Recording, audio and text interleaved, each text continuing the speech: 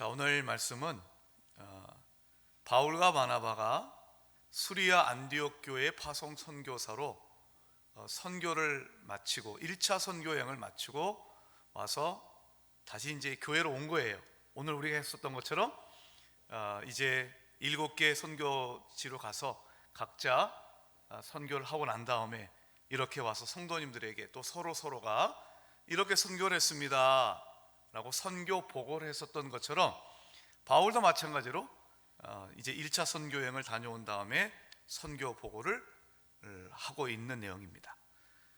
근데 그 내용이 구체적으로 어떤 것인지 그 모든 내용들을 다 싣고 있지는 않아요. 뭐 예를 들어서 바보라고 하는 그 섬에 가서 어떤 일이 있었는지, 거기에 이제 서기오 바울 총독을 전도하는 일이 있었거든요. 그 다음에 비시디아 안디옥에서 뭐 여러 곳에서 있었던 일들, 그런 일들을 다 얘기하고 있지 않아요. 근데 아주 중요한, 굉장히 중요한 일들을 해요. 그거 한마디면 사실은 완벽한 이 그 선교 보고다라고 말할 수 있는 그런 보고를 합니다. 자, 어떻게 보고했는가 한번 좀 보죠. 먼저 말씀 26절을 보면 거기서 배 타고 안디옥에 이르니 다시 왔다는 얘기예요. 이것은 두 사도가 바울과 바나바가 그 일을 위하여, 두 사도가 이른 그 일, 즉 두 사도의 1차 선교 여행을 위하여 전에, 즉 파송할 때, 이런 얘기죠. 파송할 때 하나님의 은혜에 부탁하던 곳이다. 그러니까 안디옥 교회가 선교팀을 보내면서 그들은 하나님의 은혜에 부탁했다는 거예요. 선교팀을. 하나님, 지금 이제 바울과 바나바가 선교 떠납니다. 하나님의 은혜에 맡기니 하나님께서 은혜를 베풀어 주시옵소서. 여기서 우리가 이제 기억해야 될 거, 우리가 선교 갈 때 교회가 재정적으로 지원하기도 하고 여러 가지 있지만 무엇보다도 각 선교팀은 하나님의 은혜에 맡겨진 채 하나님께 부탁을 하고 떠나보내는 것입니다. 하나님의 은혜가 여러분을 지켜주신 줄 믿습니다. 하나님의 은혜가 여러분들 한 분 한 분에게 또 주신 은혜, 또 그 선교지를 향한 하나님의 은혜를 경험한 줄 믿습니다. 자, 그 하나님의 은혜가 구체적으로 어떻게 나타났을까? 여러분, 하나님의 은혜가 있으면 어떤 일이 일어날 것이라고 생각하십니까? 자, 선교할 때마다, 예수의 이름으로 선포할 때마다 복음을 듣고 수많은 사람들이 벌떼처럼 몰려와서 다 나 예수 믿겠다고 그렇게 회심의 역사가 일어납니까? 물론 그렇게 또 하나님 작정하심할 수 있습니다. 그러나 복음을 전할 때 복음을 전하는 것조차도 쉽지 않은 환경이 있을 수 있고, 복음을 전해도 여전히 예수를 받아들이지 않는 경우도 많이 있습니다. 그 가운데 몇 명이 주님 앞에 돌아온 경우도 있을 것입니다.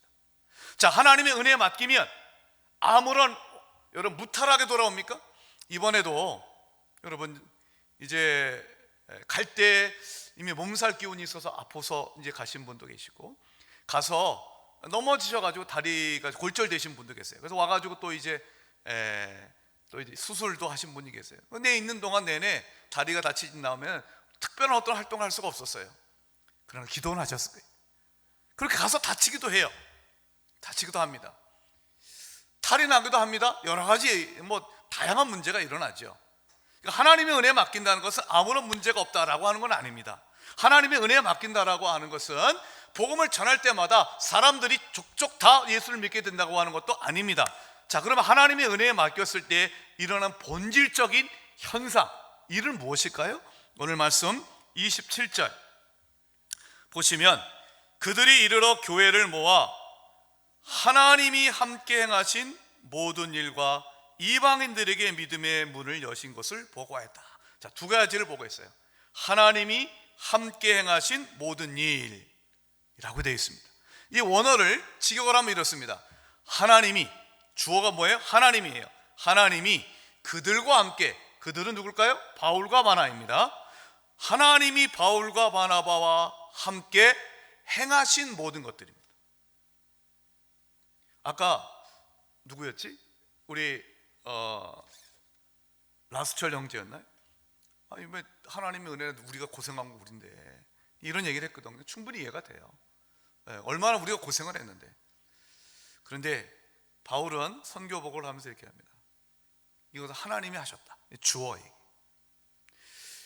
여러분, 선교에 굉장히 중요한 개념이 있습니다. 그럼 하나님의 선교라는 겁니다. 미시오 데이, 미션 오브 갓, 하나님의 선교. 그러니까 하나님이 선교를 이끌어 가시고, 하나님이 선교를 계획하시고, 하나님이 우리로 하여금 선교할 마음을 주시고, 하나님이 우리의 7팀 모두 한 사람 한 사람을 불러 모으셨고, 그 부르심에 순종한 자들이 몇 개월 동안 준비하고 떠나고 그곳에서 사역을 하고 다시 돌아오기까지 이 모든 일의 주체는 누구였을까요? 하나님이시라는 것입니다.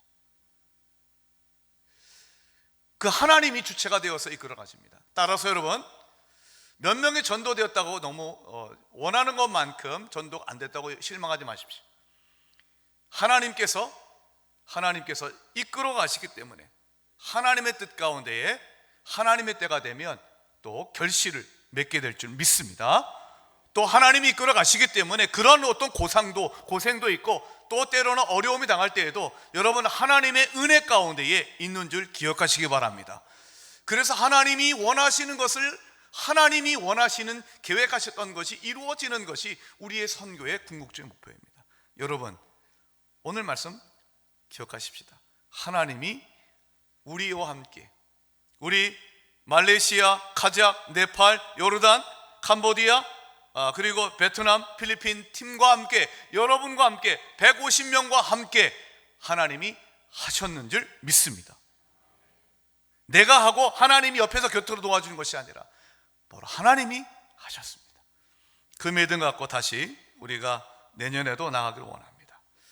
자, 또 한 가지만 또 잠깐 보죠. 27절 뒷전에 보면 하나님께서 함께 하셨던 것과 또 믿음의 문을 여셨다라는 말이 나와요. 믿음의 문을 여셨다. 믿음의 문을 여셨다. 이 믿음의 문이 뭘까요? 어떤 의미일까요? 자, 우리가 그냥 쉽게 생각해 보면 하나님이 이제 복음을 듣는 사람들이 마음을 열어서 복음을 믿을 수 있도록 그 마음을 여셨다. 이제 그렇게 해석할 수도 있고, 또는 이렇게 할 수도 있습니다. 믿음의 문이란 믿기만 하면 구원으로 가는 문이 열린다.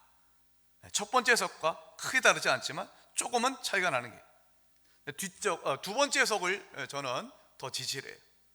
믿음의 문이란 뭘까요? 이방인들도 믿기만 하면 어떤 사람이랄지라도, 이 땅에 어떤 사람일지라도, 여러분 말레이시아 사람들 구원하는 방식이 다르고, 여러분 캄보디아 사람들 구원하는 방식이 다르고, 하나님의 구원의 방식은 동일합니다. 누구라 할지라도, 이 땅에 누구라 할지라도 믿으면 구원의 문이 열리는 줄 믿습니다. 그 구원의 문을 여시는 하나님의 역사에 우리가 동참한 줄 믿습니다. 지금부터 약 135년 전, 1885년 4월 5일 오후 3시에 우리나라의 개신교 최초의 선교사로 일컬어지는 아펜젤러 부부와 언더우드 선교사가 제물포항에 발을 디뎠습니다. 그날은 마침 부활절이었습니다. 부활절에 언더우드와 그리고 아펜젤라 부부 선교사가 이 땅에 도착을 했어요.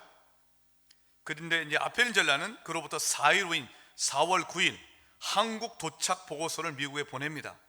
그 보고서를 보면 다음과 같은 기도문이 있습니다. 우리는 부활절에 이곳에 왔습니다. 그날 사망의 빗장을 산산히 부순 주께서 이 백성을 얽어맨 사슬을 끊으시고 하나님의 자녀가 누리는 빛과 자유로 인도하여 주옵소서. 복음을 들고 선교사들이 간 그날이, 그래서 그 복음을 들고 그 제물포항에 그 발을 내렸을 때에 사망의 빗장이 깨어지고 어둠의 그 땅에 하나님의 영광의 빛이, 구원의 빛이 비쳤다 라는 고백입니다. 150명의 우리 선교를 다녀오신 모든 성도 여러분, 그리고 이들을 위해서 기도해 주셨던 모든 성도 여러분, 우리가 가는 걸음이 비록 작지만, 연약하지만 여러분 그 일을 통하여서 아무렇지도 않은 것 같은데 고생했지만, 왜 하나님께서 나를 다리를 부러뜨려 드리셨는지 이해가 되지 않지만, 또 몸살기도 있었고 힘들었지만, 여러분 그러나 그 모든 일들에서 믿으면 구원받는 그 구원의 문이 여러분 활짝 열리고, 그리고 여러분의 그 수고와 복음 선포를 통해서 하나님이 구원하기로 작정하신 자들이 다 그 구원의 문 안으로 들어온 줄 믿습니다. 우리는 잘 알 수가 없습니다. 우리는 헤아릴 수 없지만 하나님은 하신 줄 믿습니다. 이제 우리가 해야 될 것은 무엇일까요? 계속 기도하는 것입니다. 골로새서 4장 3절을 보면 이런 말씀이 있습니다. 또한 우리를 위하여 기도하되 하나님이 전도할 문을 우리에게 열어주사 그리스도의 비밀을 말하게 하시기를 구하라. 여러분, 바울은 수차례 전도를 하고 선교 여행을 하면서 달인이 되었어요. 그럼에도 불구하고 그는 깨달았습니다. 전도의 문은, 사람의 마음을 문을 열게 하는 것은 그들이 마음을 열고 예수 그리스도를 믿고 그래서 구원의 그 문으로 들어가게 되는 일은 기도가 아니고서는 불가능하다. 그걸 깨달았어요. 그래서 기도를 부탁했습니다. 저는 이 말씀을 특별히 이 자리에 있는 모든 성도들께 말씀드립니다. 여러분, 기도하지 않으면, 기도 없이 선교의 역사는 이루어지지 않습니다. 그래서 누군가 얘기했습니다. 선교팀이 나간 선교지가 영적 전쟁의 최전방이 아니라 바로 이곳에서 기도하는 자리가 영적 전쟁의 최전방인 줄 믿습니다. 이제 1년 후에 다시 선교지를 찾을 그때까지 계속해서 우리가 품은 선교지를 위해서 기도하고, 또 하나님께서 내년에도 바로 나와 같은 부족한 자를 써주셔서 선교지에 놀라운 하나님의 영광이 드러날 수 있도록 기도하며 준비하며 주님 오시는 그날까지 충성하는 우리가 될 길 예수의 이름으로 축원드립니다. 아멘.